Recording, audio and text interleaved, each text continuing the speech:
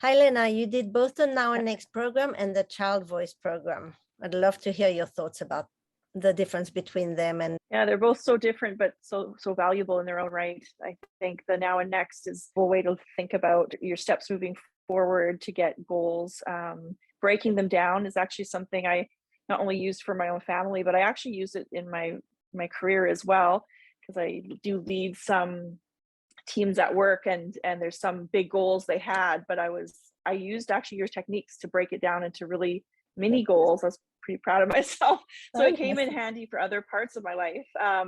And I actually think any parent really should do Now and Next, regardless of the needs of their child. It worked out perfectly for us for the age of my son, because I did that program prior to school, and then the Child's Voice came along just as we started kindergarten. So I couldn't have been happier for the timeline. It worked out for us.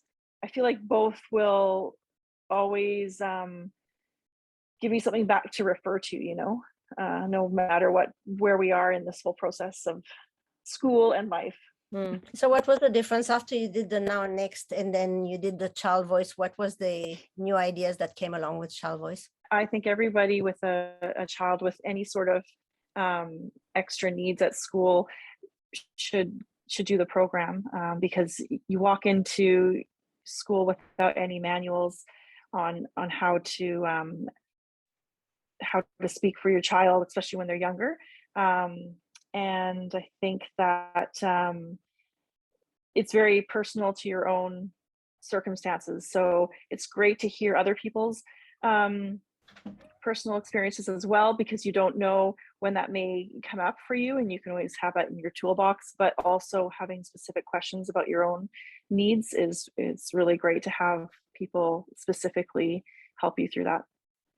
How did you feel about the interaction with the other parents in the group? I found that very honest. People were very open, and were not shy to give their opinions as well, not just the facilitators of the program, but the parents as well. So it's really collaborative. It's what I really appreciated, because the more minds together really help. There was never any bad ideas, really. It gave me a little more objective perspective, since you're not part of our school system here. It really, reinforced my idea, like the ideas of speaking for your child if they're at that age where they're not able to do that themselves. We have some help in our school system here, but I feel like it could always be a little bit biased, because they do work closely together within our system. So I feel like they're not quite as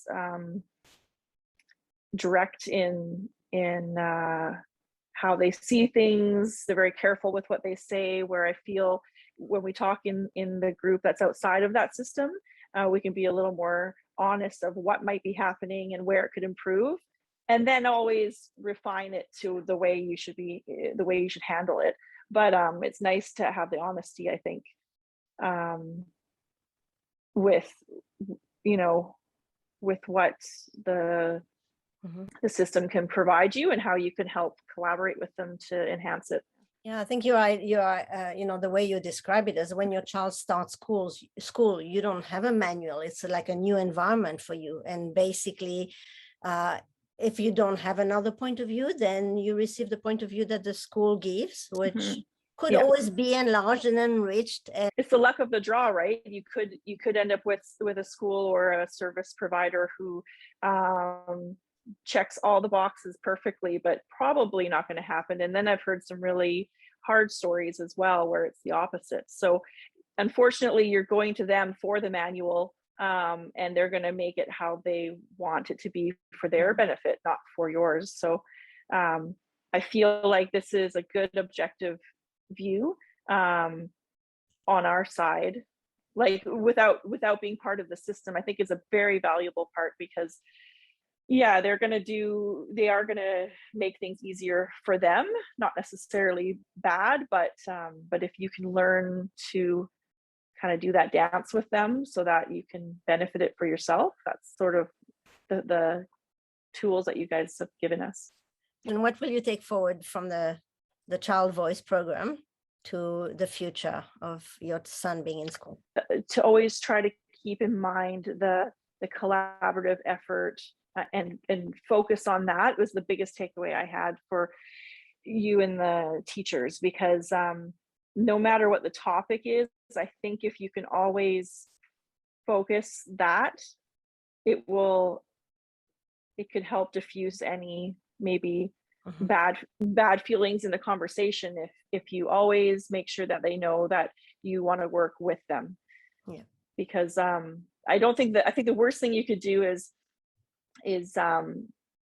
take that relationship away, and I think it's something you could do easily, unless you really know that you need that skill. And I think that was really made clear in the program, how important that is, and that we have the right to be collaborative too. It's not that we just send them to school and close the door and that's it, that we should be part of that too. Where we identify your child's strength, and then you use those to understand how he is going to be supported in achieving his goals. So his voice is always a part of the process, the planning process, the IEP, or even the progress. Yeah, always looking at what their strengths are, and then using that for your advantage to work on the goals is really, really important too. Yeah. Thanks so much. Yeah, thank you.